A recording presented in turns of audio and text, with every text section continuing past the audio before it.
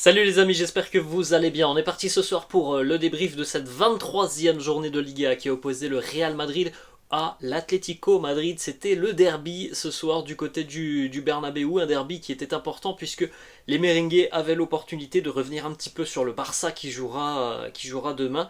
Malheureusement pour le Real, contre-performance à domicile, un partout. C'est un résultat évidemment qui va permettre peut-être aux Catalans de prendre 10 points d'avance demain, puisque le Barça sera en déplacement demain chez un relégable, chez Almeria. Donc autant dire que voilà, ça se complique de plus en plus en ce qui concerne le titre, hein, tout simplement. Il y avait déjà 8 points d'écart. Nouveau faux pas des merengues et le Barça qui joue demain.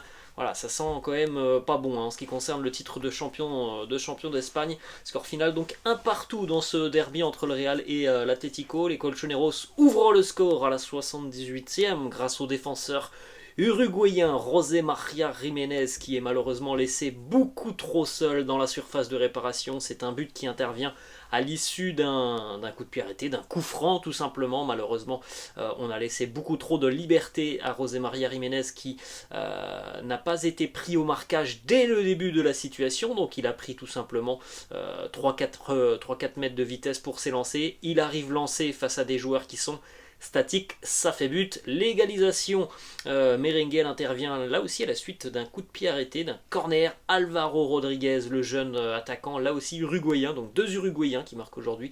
Alvaro Rodriguez qui égalise donc à la 85e. Très joli coup de tête d'Alvaro Rodriguez, un petit peu la même situation, lui aussi est laissé seul à l'entrée de la surface de réparation, il prend de la vitesse sur le corner, il arrive lancé et il vient placer une très jolie tête dans les buts de Jan Oblak. Bravo au jeune Alvaro Rodriguez qui profite au mieux, hein, des quelques minutes qu'il a depuis quelques temps avec les deux passes D. On rappelle le week-end dernier face à Osasuna. Bon, oui, il y en avait une hors jeu, mais voilà, une passe dès le week-end dernier en quelques minutes. Là, c'est son premier but aussi, ça c'est l'énorme satisfaction pour lui et pour le groupe madrilène, le jeune Alvaro Rodriguez qui inscrit donc son premier but dans le monde professionnel. Bravo à lui. Déception pour le Real tout de même ce soir parce que les merengues ont joué aussi une grande partie de la seconde mi-temps à 11 contre 10 après l'expulsion pour un coup de coude de Angel Correa sur Rudiger, et pourtant les Colchoneros ont tout de même ouvert le score à 10 contre 11.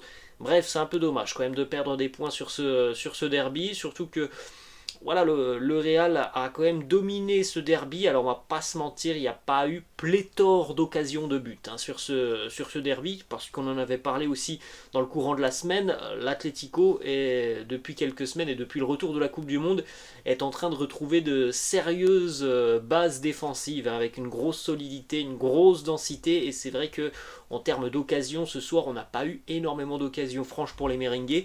On a surtout eu des situations de frappe de loin sur cette rencontre face aux Colchoneros. Vous avez juste à côté de moi, les amis, les statistiques de la rencontre. 18 tirs pour le Real, 7 tirs cadrés.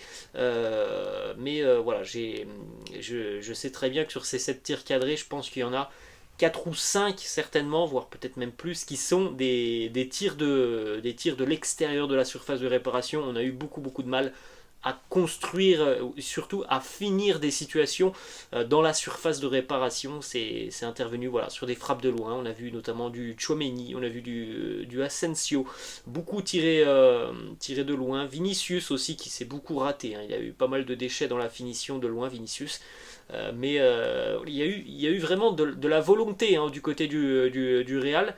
Mais c'est vrai que dans le dernier geste, on a eu quand même beaucoup beaucoup de mal à se trouver et on a eu aussi beaucoup de difficultés à prendre de vitesse cette défense de l'Atlético Madrid. Donc au final, franchement, le nul n'est pas immérité pour les Colchoneros parce qu'ils ont été quand même aussi un petit peu dangereux avec les quelques situations qu'ils ont eues offensivement. Mais voilà, malheureusement pour le Real, c'est deux points de perdus alors qu'on sait très bien que bon, le Barça n'en perd quasiment pas. Donc voilà, il est évident, hein, que c'est un très gros coup d'arrêt certainement dans la course à la Liga. Peut-être que demain il y aura 10 points, et 10 points, bon, déjà que 8 points c'est très compliqué.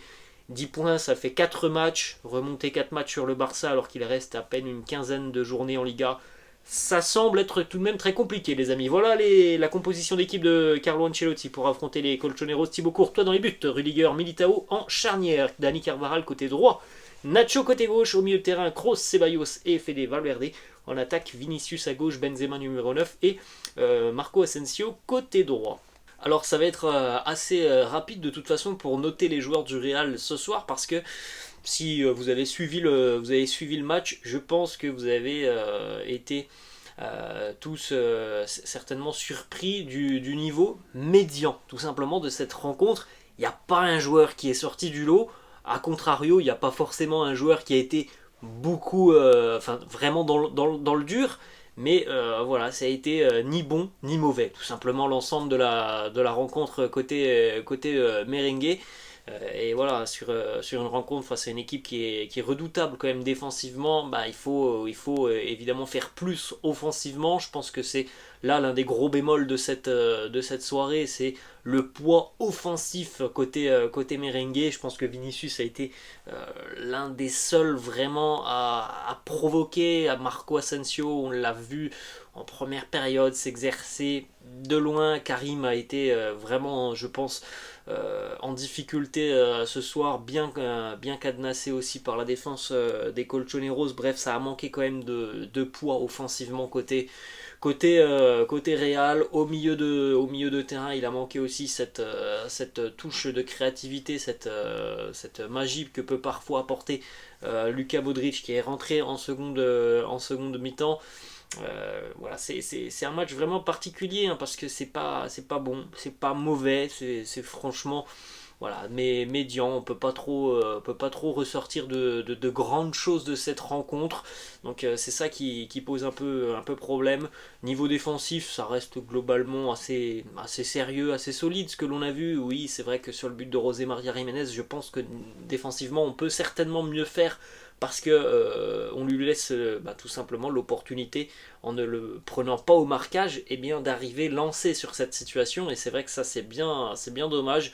Nacho, Carvajal et Militao ce soir ont joué en étant très offensifs, parce que l'Atlético a été très défensif. Donc on a souvent vu par exemple Nacho être, je ne vais pas dire ailier, mais vraiment milieu gauche, Carvajal être milieu droit, et Militao, on l'a vu aussi être très très haut sur le terrain, mais jamais on a réussi à créer les décalages, à trouver tout simplement les failles dans cette organisation défensive de l'Atlético.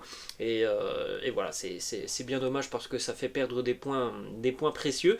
Après, franchement, hein, au niveau de l'état d'esprit, je pense que les joueurs avaient très envie, hein, de faire un bon match. Ils se sont heurtés à une équipe de l'Atlético bien organisée, ça il faut le dire. Mais c'est sûr qu'il faut en faire plus face à ce genre d'équipe très très bien regroupée. Il faut être plus juste techniquement, il faut aussi avoir cette envie d'aller plus rapidement de l'avant. Il faut aussi être plus présent dans la surface de réparation. Donc voilà, il a manqué quand même beaucoup de choses, je pense, au Real ce soir, même si on ne peut pas dire que c'est un mauvais match, hein, loin de là, mais ce n'est pas un bon match. Franchement, c'est un match qui nous laisse sur notre faim, parce que on sait, hein, que cette équipe du Real, elle est capable de mieux faire. Alors il y a certainement aussi la dimension de la rencontre de Liverpool qu'il faut aussi prendre en compte. Peut-être qu'il y a eu vraiment beaucoup d'énergie qui ont été laissées face aux Reds. Voilà, je trouve que ça a quand même manqué un petit peu de dynamisme, cette rencontre côté Real.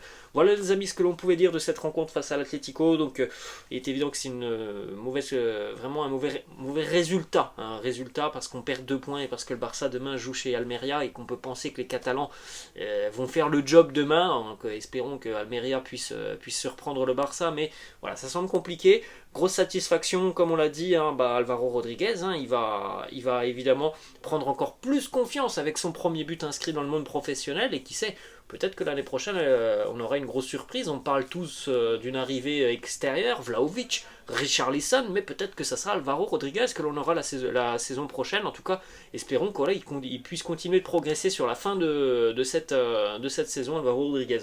Voilà les amis, la fin de cette vidéo, j'espère que ça vous a plu. N'hésitez pas comme d'habitude à lâcher un petit pouce bleu, n'hésitez pas non plus à vous abonner à la chaîne. Je vous laisse et je vous dis à demain pour la FAQ. Ciao.